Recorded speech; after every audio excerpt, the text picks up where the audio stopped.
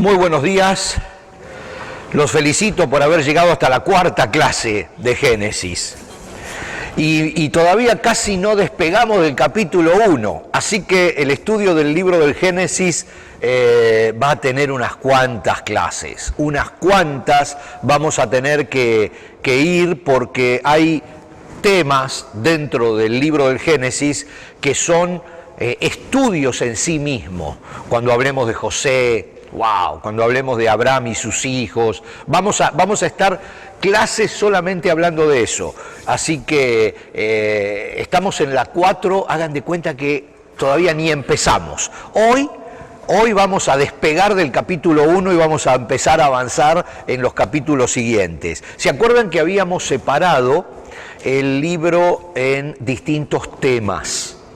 Estuvimos viendo el primer tema, donde hablamos acerca de la creación. Y ahora el tema que vamos a comenzar hoy, en esta cuarta clase, es la creación del hombre y la mujer, y vamos a arrancar en el capítulo 2 del Génesis. Aquí nos vamos a detener en algunas cosas interesantes, aunque también, como lo dije la clase pasada, no podemos detenernos demasiado en un solo tema, porque si no vamos a convertir la clase del Génesis en un apocalipsis. Sí, cuidado el tema de las cámaras. Vamos hoy a arrancar entonces con el tema número 2, la creación del hombre y la mujer. Y vamos a arrancar leyendo primeramente un par de versículos del capítulo 2, que dice: cuando el Señor Dios hizo la tierra y los cielos, no crecían en ella plantas salvajes ni grano, porque el Señor Dios aún no había enviado lluvia para regar la tierra, ni había personas que la cultivaran. En cambio, del suelo brotaban manantiales que regaban toda la tierra. Luego el Señor Dios formó al hombre del polvo de la tierra, sopló aliento de vida en la nariz del hombre y el hombre se convirtió en un ser viviente. Y aquí vamos a hacer un pequeño punto. Ustedes recuerdan, espero que recuerden, en las 3 clases que tuvimos antes de esta, que hablamos acerca de cuando Dios crea la tierra y cuando Él crea los cielos, el mar. Hay una característica de la creación. Hablábamos que realmente mucho no nos interesa si demoró 6 días físicos nuestros o 6 etapas. ¿Se acuerdan cuando hablamos, creo que fue la clase anterior precisamente, de que hay distintas teorías acerca del tiempo de la creación? Hay algunas teorías que se adaptan o se acomodan más con la geología y la historia de las capas de la Tierra y los que los científicos creen que es la edad real de la Tierra y la época de los dinosaurios y todo eso. Hay algunas teorías de la creación que encajan con esas filosofías, pero a nosotros mucho no nos interesa, porque para nosotros lo importante es que la haya creado en 6 días o en 6 millones de años. Lo importante es que Dios creó todo. Esa es la parte fundamental que a nosotros nos interesa. Lo demás es una cuestión de interpretación, porque nosotros vemos solamente hasta un determinado lugar y no sabemos realmente qué Dios le dictó a Moisés o qué le quiso decir en ese momento para que nosotros supiéramos, o qué estábamos preparados a entender, y por eso hasta ahí nos contó. Lo demás queda a su cargo. Pero aquí hay un punto. ¿Por qué hago todo esto otra vez? Porque cuando Dios crea la tierra y crea el mar, le da a la tierra y al mar la posibilidad de crear vida en sí misma. Dios le dice a la tierra: bueno, ahí está, fuiste creada, que de la tierra surjan. ¿Se acuerdan que hablábamos? Que del mar surja la vida, que de la tierra surja la vida, que la tierra tiene en sí misma la posibilidad de creación de vida. Por eso directamente Dios no se puso a crear cada insecto, cada mosquito, le dio la posibilidad a la tierra que se reproduzca, la vida. Él creó vida. Él puso vida en la tierra. Entonces, cuando llegamos a este punto, donde hablamos de la creación del hombre, yo sé que estas cosas son bien complicadas y por supuesto hay algunos creyentes literales que pueden enojarse, ¿no? Porque son literales y literales y literales, quiere decir que creen exactamente lo que dice ahí y le importa poco todo lo demás. Pero a mí siempre me gustó tener una mente bien abierta porque la historia y las distintas ciencias a la larga terminan probando la veracidad de la Biblia. Y ya vamos a ver, quizás cuando hablemos de la destrucción de Sodoma y Gomorra, etcétera, vamos a ver cómo la ciencia ahora está llegando a la conclusión de que esas cosas sí fueron verdad y que sí pasó esto y lo están explicando desde el punto de vista científico. Hay un montón de detalles, no quiero otra vez entusiasmarme e irme por las ramas. Estamos en la creación del hombre. Y acá quiero hacer un poquitito de tiempo y dedicarnos a esto, porque quizás cuando somos chicos y en la escuela dominical y todo eso, se nos va formando esa idea de que el hombre y la mujer fueron como pequeños muñequitos de barro que Dios fabricó con sus manos y fue moldeando al muñequito de barro, y entonces después le dijo, vive muñequito de barro, y el muñequito de barro se empezó a mover, ¿no? Y no es así. Acá jamás habla de la Biblia en ninguna parte de un muñequito de barro, de que el hombre era primeramente una estatua de barro, y que Dios le dio vida y le dio movimiento. La Biblia siempre habla del polvo de la tierra. O sea que no es que formó un hombrecito, no sé si logro explicarme, ¿no? Con barro seco, con barro duro o con tierra y agua.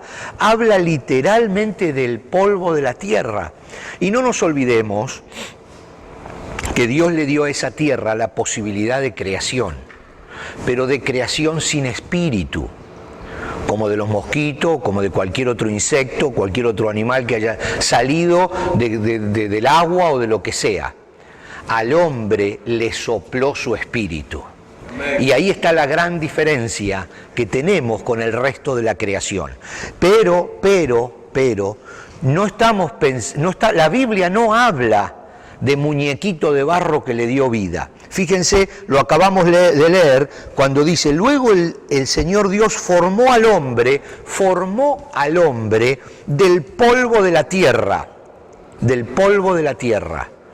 Dice, sopló aliento de vida en la nariz del hombre y el hombre se convirtió en un ser viviente. Pero hay una diferencia entre ese muñequito y el concepto del polvo de la tierra, porque el polvo de la tierra tenía vida en sí misma y Dios le dio su espíritu a esa vida. No estoy diciendo que el hombre fue una creación espontánea de la naturaleza, no, Dios lo creó, pero lo creó con la misma tierra a la que Él le había dado vida. Luego, cuando avanzamos, Génesis 3:19, y lo pongo bien en grande aquí en la placa, leemos esto. Lo vamos a ver un poco más adelante, pero fíjense, cuando el hombre cae en pecado, le dice, con el sudor de tu frente obtendrás alimento para comer hasta que vuelvas a la tierra de la cual fuiste formado, pues fuiste hecho del polvo y al polvo volverás. Nunca habla de un muñeco de barro. Continuamos leyendo lo que habíamos dejado antes y vemos, después el Señor Dios plantó un huerto en el Edén, en el oriente, y allí puso al hombre que había formado. El Señor Dios hizo que crecieran del suelo toda clase de árboles. Otra vez, es el mismo concepto, hizo que crecieran del suelo toda clase de árboles. Él le dio vida a ese suelo. La tierra empezó a reproducirse, la tierra empezó a crecer algo. La tierra en sí misma tenía la vida. Dice, toda clase de árboles, árboles hermosos que daban frutos deliciosos. En medio del huerto puso el árbol de la vida y el árbol del conocimiento del bien y del mal. Un río, dice, salía de la tierra del Edén, que regaba el huerto y después se dividía en 4 ramales. El primero, llamado Pisón, rodeaba toda la tierra de Ávila, donde hay oro. El oro de esa tierra es excepcionalmente puro. También se encuentran allí resinas aromáticas y piedras de ónice. El segundo, llamado Gión, rodeaba toda la tierra de Uz. El tercero, llamado Tigris, corría al oriente de la tierra de Asiria. Y el cuarto se llamaba Éufrates. El Señor Dios puso al hombre en el jardín del Edén para que se ocupara de él y lo custodiara. Pero el Señor Dios le advirtió: puedes comer libremente del fruto de cualquier árbol del huerto, excepto del árbol del conocimiento del bien y del mal. Si comes de su fruto, sin duda morirás. Después, el Señor Dios dijo: no es bueno que el hombre esté solo, haré una ayuda idónea para él. Recordemos que estamos viendo el tema de el hombre y la mujer. Entonces el Señor Dios formó de la tierra todos los animales salvajes y todas las aves del cielo. Los puso frente al hombre para ver cómo los llamaría, y el hombre escogió un nombre para cada uno de ellos. Puso nombre a todos los animales domésticos, a todas las aves del cielo y a todos los animales salvajes, pero aún no había una ayuda idónea para él. Entonces el Señor Dios hizo que el hombre cayera en un profundo sueño. Mientras el hombre dormía, el Señor Dios le sacó una de sus costillas y cerró la abertura. Entonces el Señor Dios hizo de la costilla a una mujer y la presentó al hombre. Al fin, exclamó el hombre, esta es hueso de mis huesos y carne de mi carne. Ella será llamada mujer porque fue tomada del hombre. Esto explica por qué el hombre deja a su padre y a su madre y se une a su esposa y los dos se convierten en uno solo. Ahora bien, el hombre y su esposa estaban desnudos, pero no tenían vergüenza. Esa es el relato de la creación del hombre y la mujer según Génesis 2, desde el versículo 4 hasta el 25. Después vamos a ir haciendo algunos detalles, o viendo algunos detalles. No se sabe, o sea, por supuesto hay muchas interpretaciones de todo esto que acabamos de ver, del árbol de la vida, de la creación de la mujer, de la costilla, de que el hombre tiene una más, de que el hombre tiene una menos, de que una es flotante, no importa, todas esas cosas de cualquier manera son bien superficiales. El asunto es que Dios crea una ayuda idónea para el hombre. El concepto Adán es hombre y Eva es mujer. O sea, Dios crea una mujer de un hombre para que, como dice la Biblia, del hombre fue tomada, por eso se llama, en otras versiones se llama varona, porque dice del varón fue tomada y entonces se llama varona. Esas son, bueno, las distintas interpretaciones que da la Biblia, quizás un poquito más adelante las vamos a ir viendo. Ahora vamos a seguir quizás metiéndonos un poquito más profundo en este concepto que hablábamos antes. Fíjense, Génesis 18, si avanzamos todavía un poco más, en Génesis 18, 27, cuando Dios está hablando con Abraham y Abraham con Dios, dice, entonces Abraham volvió a hablar, ya que he comenzado, permíteme decir algo más a mi Señor, aunque no soy más que polvo y cenizas. Hay un concepto en todo el Antiguo Testamento y en el Nuevo Testamento del concepto de tierra, de polvo, ¿no? Por eso, definitivamente, cuando morimos, nuestro cuerpo se desarma y se hace polvo. En Salmos, leemos en el Salmo 103, pues Él, el Señor, sabe lo débiles que somos, se acuerda de que tan solo somos polvo. Entonces, hay dos conceptos aquí siempre bien marcados. Uno es el hombre animal y otro es el hombre espiritual, que es ese soplo, ese aliento de vida que Dios directamente le da al hombre y que no se lo da a los demás animales de la creación, a los demás seres vivientes, podríamos decir, de la creación, porque el hombre está comprendido en lo que se llama el reino animal, pero es distinto a los animales en que tiene ese soplo extra de vida que Dios le da. Y por eso la gran diferencia, por eso la comunicación con el Creador y la vida eterna que encerró en nosotros, no en nuestro cuerpo, sino en nuestro espíritu.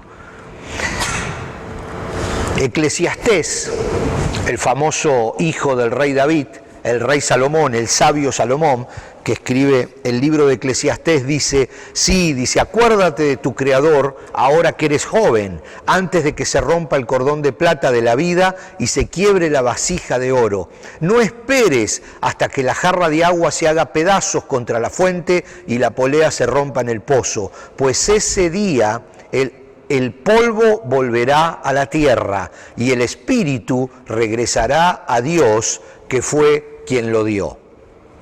Entonces, aquí vemos una importante diferencia en el hombre con respecto a todo el resto de la creación. El hombre es el único, el hombre y la mujer, que comparten el Espíritu de Dios. El Espíritu del hombre es lo que vuelve a Dios porque Dios lo dio, es el soplo de vida. El segundo elemento, por supuesto, es, como decíamos, ese soplo de vida, acá lo vemos en la placa, que también es llamado soplo o aliento o hálito. En el griego, bueno, esto sí está anotado, en el griego la palabra es neuma, es ese soplo que Dios le da al hombre. Y fíjense, algunos ejemplos que lo puse en la placa, la palabra neumático. El neumático es una goma que tiene un soplo adentro, tiene el aire adentro que lo sostiene, por eso es un neumático. De allí viene el concepto. Entonces, no solamente somos goma, sino que somos con ese soplo, con ese hálito de Dios dentro nuestro, y es la parte que nos interesa. Vamos a ver rápidamente algunos detallecitos acerca del Edén, para después poder avanzar más tranquilo a otras cosas. Me hubiera gustado traerles, pero sí se complica bastante, un estudio, pero lo pueden encontrar en YouTube, un estudio que hizo la BBC de Londres acerca del Edén. Está bien interesante, bien interesante, porque ellos hablan, también lo vamos a ver ahora en una placa, que desde los satélites, y por eso les dije hoy que la ciencia, con el paso de los años y de los milenios en realidad, va probando que la Biblia siempre tiene la razón. Entonces, cuando un científico habla de que hay algo que no coincide con la ciencia, lo único que hay que decirle, bueno, lo que pasa es que a la ciencia le falta mucho. Cuando la ciencia avance, va a llegar a la conclusión de que la Biblia tiene razón, ¿no? Déjense su tiempo, ¿no? Porque la ciencia que muchas veces habla en contra de la Biblia es la misma ciencia que decía que la Tierra era plana, ¿no? Y que la sostenían dos elefantes, o que la Tierra es la que giraba alrededor del Sol, etcétera, ¿no? Entonces simplemente le falta tiempo a la ciencia. Con el tiempo va a ir reconociendo todo. Una imagen satelital acaba de ver allí donde están los ríos en este momento por Irán e Irak, los ríos Tigris y Éufrates, donde la Biblia dice que estaba el Edén. Hay otros dos ríos que la Biblia menciona que no existen, pero una imagen satelital de esa zona pudo ver que hay unas marcas de dos ríos que ya no existen, pero que en una imagen satelital se ven los ríos secos, muertos, pero se ve la marca, pero desde el satélite, o sea, desde la Tierra no se puede ver, porque eso posiblemente desapareció, lo mismo que todo el Edén en el diluvio. Y este estudio de la BBC de Londres es muy interesante, si lo pueden buscar en YouTube, porque entonces explica la diferencia de altura que tienen los distintos terrenos en el mundo, y que el diluvio universal definitivamente lo primero que tapó fue esa zona porque estaba muy baja con respecto a otras. Y entonces habla de cómo fue ese diluvio avanzando hasta destruir todo ese sector. Y después, cuando las aguas se fueron retirando, las diferencias de los mares y cómo esa zona que hoy es prácticamente un desierto, en aquella época era definitivamente un jardín. Y entonces explica todos los conceptos distintos. Está muy, muy interesante. Me hubiera gustado traerlo también, pero sí, se complica un poco. Por eso les recomiendo que busquen el estudio este de la BBC de Londres llamado En busca del paraíso terrenal. Ustedes ponen En busca del paraíso terrenal en YouTube y les va a aparecer este video grabado por la BBC de Londres. Entonces, tenemos, y aquí tenemos una pequeña placa de que ese Edén se localizaría aquí, ¿ven? Este es el Éufrates, este es el otro, el Tigris debe ser, este otro río que está acá, y este es el sector que siempre se ha creído que era donde estaba el famoso Edén. Ahora, según los estudios y fotos satelitales, aparentemente aquí estaría el otro río desaparecido, el Pisón, y el otro estaría de este lado, el Gihón, los dos ríos desaparecidos, así que muy probablemente el Edén estaría en este sector donde estaba Babilonia y donde hoy es Irak. Muy probablemente que, por supuesto, ahora la tierra no es tan fértil como la Biblia cuenta que era el Edén, pero todo eso sufrió muchísimos cambios después, bueno, toda la tierra va sufriendo constantemente cambios, pero después de la gran inundación o el diluvio universal, todo este sector sufrió muchísimos cambios, ¿no?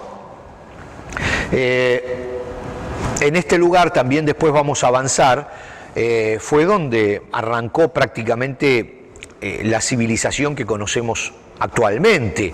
O sea, Babilonia es Babel y la Torre de Babel es donde comenzaron a construir esa gran torre para llegar a Dios o para poner encima de la torre un santuario y alabar a Dios, a dioses que no eran el Dios verdadero, y entonces ahí cuenta la Biblia que Dios separó las lenguas. ¿En dónde? En Babel. Babel queda muy cerca de Babilonia y se han encontrado restos de la ciudad de Babel. Y entonces todo allí mismo es donde surgió la vida y donde después se desparramó por todos lados. Así que es muy probablemente que si estos dos ríos y estos dos surcos que se encontraron con imágenes satelitales son los ríos que menciona la Biblia, estaríamos hablando que el Edén se encuentra entre los ríos Pisón, Éufrates, Tigris era el otro, y Gihón. Sería este sector donde estaría el Edén. El Edén es una palabra hebrea, tiene muchas interpretaciones. Buscándolo, si ustedes se ponen a buscar, quizás encuentren otra. Pero me parece a mí que la más seria es una antigua interpretación de una palabra de origen acadio, una palabra hebrea de origen acadio que significa placer. O sea, el Edén es el lugar del placer y se adapta bastante al concepto del paraíso terrenal, o sea, del Edén, del huerto donde Dios plantó por primera vez al hombre y a la mujer. El concepto, la palabra Edén.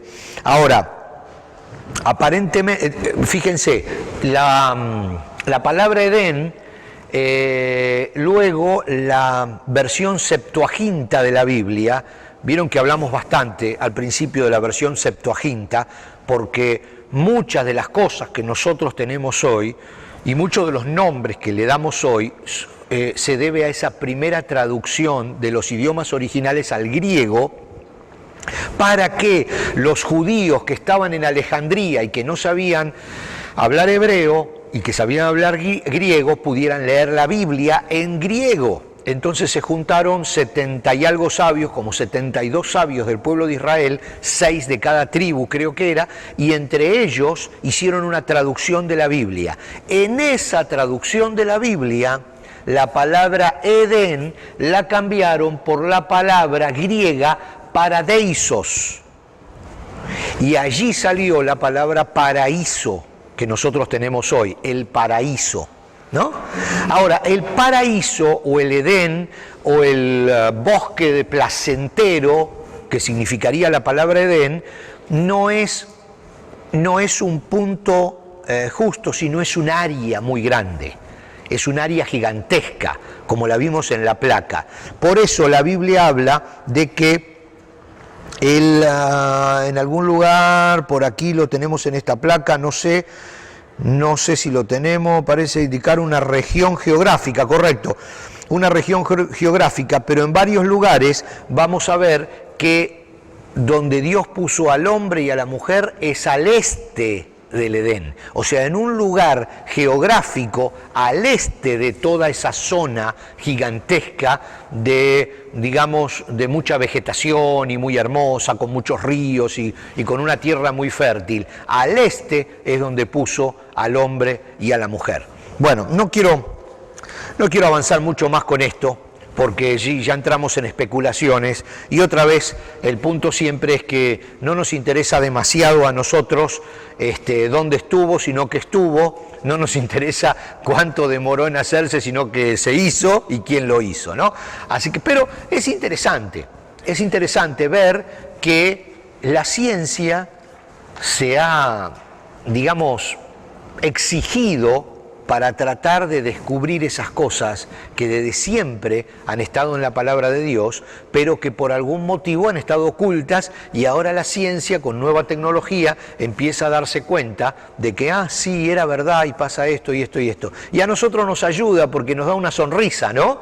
Cuando de pronto en una clase estudiábamos hace un tiempo que en el lugar donde la Biblia dice que el pueblo de Israel cruzó el mar, y que atrás del pueblo de Israel cruzaron los egipcios y el mar se cerró sobre los egipcios y murieron, se encontraron en el fondo del mar, y gracias a unas placas se encontraron restos de carros egipcios, ruedas, y entonces, y ya hecho, no sé, petrificados o hechos piedra ya, ¿no? Pero entonces hay fotos satelitales del lugar por donde cruzó el pueblo de Israel, y en el fondo del río, en el lecho del río, hay restos de carros egipcios de esa época. ¿Que cómo llegaron hasta ahí? Entonces, de alguna manera, ahora la ciencia está probando que algunas cosas que dijo la Biblia, la ciencia las puede probar, las puede corroborar, y eso nos saca una sonrisa, como diciendo, bueno, van llegando tarde, pero van llegando, ¿no? Van llegando, eso es bueno. El tercer tema, que hoy lo vamos a iniciar, no vamos a poder avanzar demasiado por la hora, pero sí lo vamos a iniciar, es el tema del pecado. El del pecado quizás nos lleve un poquitito más de tiempo, porque es bien profundo el tema, y por supuesto es algo que llega hasta el día de hoy y no va a terminar hasta que regrese el Señor. Vamos a leer Génesis 3, tenemos que leer todo el capítulo, vamos a leerlo rápido. Dice, la serpiente era el más astuto de todos los animales. Bueno, de cualquier manera, si no llegamos a leerlo completo, vamos a seguir con este tema la clase que viene y hasta quizás una clase más, así que no se preocupen por eso, pero el tema del pecado comienza en el capítulo 3. Entonces, toda esta libertad que Dios le da al hombre, este libre albedrío, esta posibilidad de decidir, se convierte en un error. Pecado, como también alguna vez lo dijimos, es el concepto de errar al blanco. Así como habíamos dicho, no sé si fue en la primera de las clases, que la palabra Torá, que significa Pentateuco o los 5 primeros libros de la Biblia escritos por Moisés, Torá para los judíos significa darle al blanco, pecado significa errarle al blanco. Entonces el concepto del pecado es el arquero que prepara su flecha, apunta, dispara, no le da al blanco, pecó.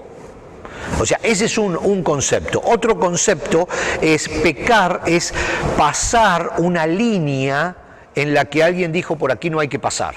o sea, una valla, una fence, una cerca, y traspasar esa cerca significa pecar. O sea, son distintas interpretaciones que se le ha dado en la antigüedad. A mí me gusta el concepto de errar al blanco porque me parece que es más bíblico, porque es como que Dios puso un objetivo para su creación, un objetivo, una meta. Le dio la posibilidad de llegar solo a esa meta y no dio al blanco. No dio al objetivo supremo para lo cual fue creado. O sea, el concepto de pecar es no alcanzar el objetivo supremo para lo cual Dios me creó. Me salí del camino y pegué cerca, lejos, pero no pegué en el blanco. O sea, no cumplí en mí mismo los objetivos que Dios había fijado para mí. Él me dio la posibilidad de que yo los cumpla. No me empujó o sea, no sostuvo la flecha mientras la flecha iba en el aire, la dejó sola, dejó que yo camine y no di en el blanco. Ese es el concepto de pecado. A veces la palabra pecado se usa con un envoltorio muy complicado, ¿no? Soy un pecador y esas cosas. Pecado es simplemente, el concepto bíblico de pecado es equivocación. Erré al blanco, ese es el concepto bíblico, y acá se empieza a desarrollar, y después lo vamos a ir desarrollando nosotros a través del resto de la Biblia. Pero fíjense, la serpiente, dice Génesis 3, era el más astuto de todos los animales salvajes que el Señor había hecho. Cierto día le preguntó a la mujer, ¿no? Aquí hay un montón de cosas que ya vamos a ir sobre ella, como los animales hablaban, hay un montón de detallecitos, ¿no? ¿De veras Dios le dijo que no deben comer del fruto de ninguno de los árboles del huerto? Le dijo la serpiente. Claro que podemos comer del fruto de los árboles del huerto, contestó la mujer. Es solo el fruto del árbol que está en medio del huerto del que no nos permite comer Dios. Dios dijo, no deben comerlo, ni siquiera tocarlo, si lo hacen morirán. No morirán, respondió la serpiente a la mujer. Dios sabe que en cuanto coman del fruto se les abrirán los ojos y serán como Dios, con el conocimiento del bien y del mal. La mujer quedó convencida, vio que el árbol era hermoso y su fruto parecía delicioso y quiso la sabiduría que le daría. Así que tomó del fruto y lo comió. Después le dio un poco a su esposo que estaba con ella y él también comió. En ese momento se les abrieron los ojos y de pronto sintieron vergüenza por su desnudez. Entonces cosieron hojas de higuera para cubrirse. Cuando soplaba la brisa fresca de la tarde, el hombre y su esposa oyeron al Señor Dios caminando por el huerto. Así que se escondieron del Señor Dios entre los árboles. Entonces el Señor Dios llamó al hombre, ¿dónde estás? Y el hombre contestó, te oí caminando por el huerto, así que me escondí. Tuve miedo porque estaba desnudo. ¿Quién te dijo que estabas desnudo? Le preguntó el Señor Dios. ¿Acaso has comido del fruto del árbol que te ordené que no comieras? El hombre contestó, la mujer que tú me diste fue quien me dio del fruto y yo lo comí. Entonces el Señor Dios le preguntó a la mujer, sí, vamos a hablar de eso también, ¿qué has hecho? La serpiente me engañó, contestó ella, por eso comí. Entonces el Señor Dios dijo a la serpiente, por lo que has hecho eres maldita más que todos los animales, tanto domésticos como salvajes. Andarán sobre tu vientre, arrastrándote por el polvo durante toda tu vida, y pondré hostilidad entre tú y la mujer, y entre tu descendencia y la descendencia de ella. Su descendiente te golpeará la cabeza y tú le golpearás el talón. Luego le dijo a la mujer, haré más agudo el dolor de tu embarazo y con dolor darás a luz y desearás controlar a tu marido, pero él gobernará sobre ti. Y al hombre le dijo, dado que hiciste caso a tu esposa y comiste del fruto del árbol del que te ordené que no comieras, la tierra es maldita por tu culpa. Toda tu vida lucharás para poder vivir de ella. Te producirá espinos y cardos, aunque comerás de sus granos, con el sudor de tu frente obtendrás el alimento para comer hasta que vuelvas a la tierra de la que fuiste formado, pues fuiste hecho del polvo y al polvo volverás. Después el hombre, Adán, le puso a su esposa el nombre Eva, porque ella sería la madre de todos los que viven, y el Señor Dios hizo ropa de pieles de animales para Adán y su esposa. Vamos a dejar aquí porque ya se nos ha ido y ahora respondemos algunas preguntitas. Se ha ido la hora. Es un tema que va a dar mucho para hablar todo esto que leímos. Es un tema que tiene mucho paño para cortar. Vamos a tratar de ir de a poquito viendo y respondiendo todas las preguntas, pero siempre teniendo en cuenta, digamos, hay algo que tiene que marcarnos. Lo importante y no los detalles. Lo importante es la desobediencia del hombre, lo importante es cómo se dejó engañar, desobedeció, se ocultó de Dios. Hay un montón de detalles que son importantes. Después si la serpiente hablaba, si la serpiente tenía patas, si después se le cortó para que se arrastrara, si era un lagarto, son detalles que, bueno, que nos hacen volar y que son muy lindos y no tienen ningún problema, pero no tenemos que perder de vista el centro, el objetivo de lo que Dios quiere enseñarnos a través de esto que le dictó a Moisés.